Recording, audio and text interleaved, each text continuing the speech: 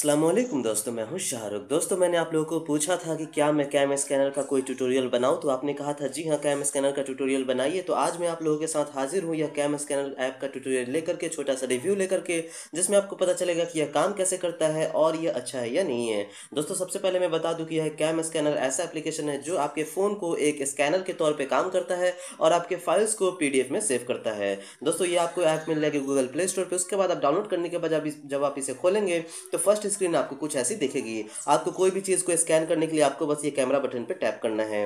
Camera button पे tap करेंगे तो आपको यहाँ पे दो मोड्स मिल जाती हैं। पहला है बैच मोड और दूसरा है सिंगल मोड। सिंगल मोड में दोस्तों आप कोई भी एक फोटो ले सकते हैं। मान लीजिए अगर मुझे सिर्फ एक ही पिक्चर लेना है तो यहाँ पे दोस्तों मैं करके ऐसे करूंगा तो यहाँ पे एक फोटो जो है ले लेगी। अब ये एक फोटो लेने के बाद देख सकती हैं ऑटोमेटिकली रिकॉग्नाइज कर लिया कि कहाँ से कहाँ तक मेरा पेजेस है, और उसके बाद मैं सेव पे टैप कर सकता हूँ। अगर रिकॉग्निशन में थोड़ा सा भी कोई प्रॉब्लम होगा तो यहाँ से मैं ऐसे करके इसे एडजस्ट कर सकता हूँ। उसके बाद यह कर सकता हूँ और यह खुद से क्रॉप करके दोस्तों इन्हांस कर देगी फोटो को, जिससे आपका काफ़ी अच्छा स्कैन फोटो लगेगा देखने में। तो यह चीज़ है दोस्तों। उसके बाद कुछ फिल्टर्स मिल जाते हैं जो कि यहाँ से आप फिल्टर सेट कर सकते हैं, और एक एक फिल्टर दोस्तों बहुत ही अच्छे अच्छे फिल्टर्स हैं।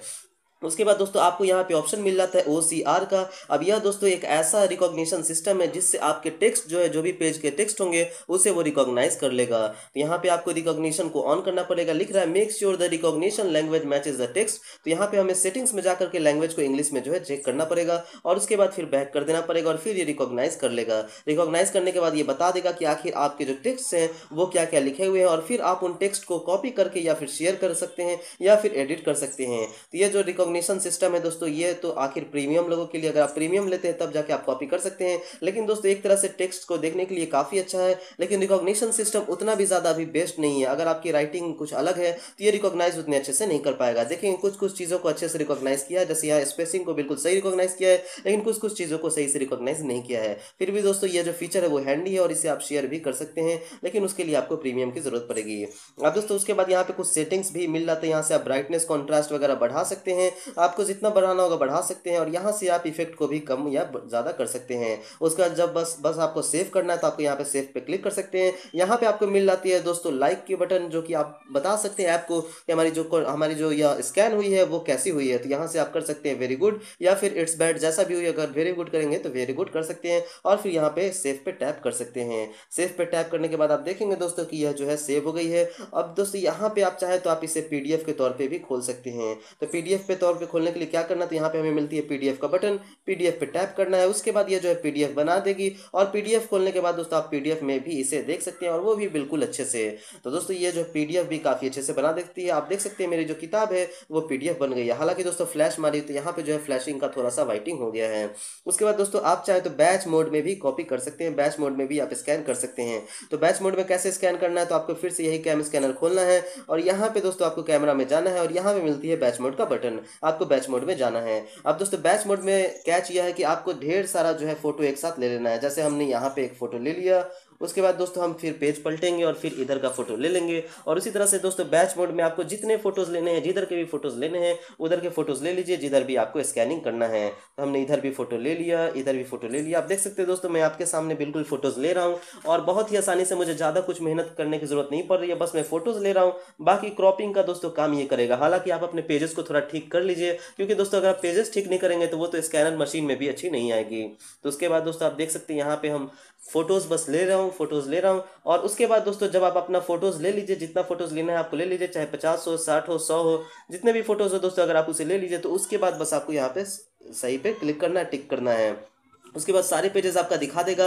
अब आप यहाँ पे अरेंज कर सकते हैं कि आपको कौन से पेजेस को पहले रखने हैं, कौन से पेजेस को बाद में रखने हैं। यहाँ पे टैप करके दोस्तों आप सारा कुछ अरेंज कर सकते हैं, या फिर कॉपी कर सकते हैं, या फिर प्रिंट वगैरह भी करना है तो कर सकते हैं। तो सबसे पहले मैं बताता हूँ कि जब भी पेजेस ले लेंगे तो आप चाहें तो सभी पेजेस को खोल करके चेक कर सकते हैं कि हमारे जो पेजेस आए हैं वो सही आए हैं कि नहीं आए हैं। तो जैसे मान लीजिए इस पर टैप करेंगे तो ये दिखाएगा दोस्तों कि ये ऑटोमेटिकली क्रॉप कर चुका है इस पेज को। उसके बाद देखेंगे ये भी ऑटोमेटिकली क्रॉप कर चुका है। आपने देखा था मैं बहुत ही ज़्यादा ऊपर से ले रहा था फोटो, लेकिन क्रॉपिंग ये ऑटोमेटिकली सेट कर चुका है। तो मुझे ज़्यादा कुछ करने की जरूरत नहीं पड़ी। और जहाँ भी दोस्तों क्रॉपिंग गलत हो गया, जैसे आप देखेंगे यह जो फिगर है इसमें क्रॉपिंग गलत हो गई है, तो यहाँ पे आप टैप करके क्रॉप में जा सकते हैं और क्रॉप में जाने के बाद फिर इस क्रॉपिंग को बढ़ा सकते हैं कि मुझे इतना नहीं, मुझे और भी ज़्यादा क्रॉप चाहिए इस पेज का, क्योंकि दोस्तों ये जो मेमोरी में है यह पेज हमेशा सेव रहती है। और उसके बाद दोस्तों आप यहाँ पे जो है क्लिक करके सही पे क्लिक कर सकते हैं, तो फिर से ये जो पेज है वो क्रॉप हो जाएगी और सही पेज दिखा देगी। तो इस तरह से दोस्तों आप एक एक पेज को चेक भी कर सकते हैं, अगर कोई पेज गलत क्रॉपिंग हुआ है तो आप उसे सेटिंग भी कर सकते हैं, जो कि काफ़ी अच्छी चीज़ है। फिर आप नेक्स्ट पे आएंगे, देखेंगे यहाँ भी क्रॉपिंग गलत हुआ है, तो मैं यहाँ पे क्रॉप पे जा करके इसे मैं क्रॉपिंग कर सकता हूँ। और ये काफ़ी अच्छी हैंडी फीचर है दोस्तों, क्योंकि इससे दोस्तों एरर का कोई भी डर नहीं रह जाता है कि हमारी जो स्कैनिंग है उसमें कोई एरर आ जाए, इसमें कोई भी डर नहीं रह जाता है। तो ये काफ़ी अच्छी चीज़ है दोस्तों। तो इस तरह से हम कुछ भी कर सकते हैं। अब उसके बाद सबका पीडीएफ बनाना है, तो हमें बस पीडीएफ पे टैप करना है और उसके बाद ये पीडीएफ बन जाएगी। यहाँ पे प्रीमियम जरूर मांगेगी अगर आप ज़्यादा इस्तेमाल करेंगे इसका, क्योंकि यहाँ पे देखेंगे फुटर में जो है यहाँ पे लिखा होगा स्कैन्ड बाय कैम स्कैनर, तो अगर आपको ये हटाना है तो इसके लिए आपको जो है प्रीमियम लेना पड़ेगा। लेकिन उससे कोई भी प्रॉब्लम नहीं है दोस्तों, हमारी स्कैनिंग अच्छी हो जा रही है, चाहे वहाँ पे स्कैन बाय कैम स्कैनर लिखा रहे तो क्या दिक्कत है, छोटी सी तो है कोने में, उससे कोई प्रॉब्लम नहीं है, लेकिन एक तरह से किताब की तरह बिल्कुल स्कैनिंग हो गई है।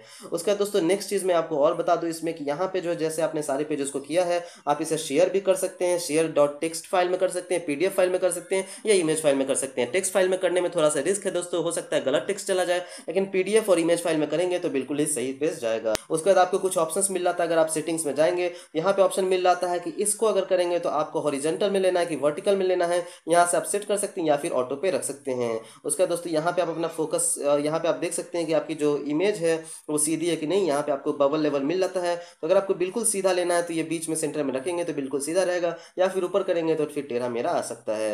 यहाँ पे ग्रिड लाइन का इस्तेमाल कर सकते हो, यहाँ से चूज कर सकते हैं कि आपको कितना मेगापिक्सल में खींचना है। तो अगर आपको छोटी एमबी की पीडीएफ बनाना है तो आप 2 मेगापिक्सल पर भी खींच के आप छोटी एमबी की पीडीएफ वगैरह बना सकते हैं, वरना बड़ी बड़ी पीडीएफ बनती है दोस्तों इससे। तो दोस्तों मैं हूं शाहरुख और मुझे आज आप लोग को बताना थी यह कैम स्कैनर के बारे में कि इसका कैसे इस्तेमाल करना है। तो अगर आपको हमारी वीडियो पसंद आई तो हमारे चैनल को सब्सक्राइब कीजिए और हमारे वीडियोस को लाइक एंड कमेंट कीजिए। Thank you.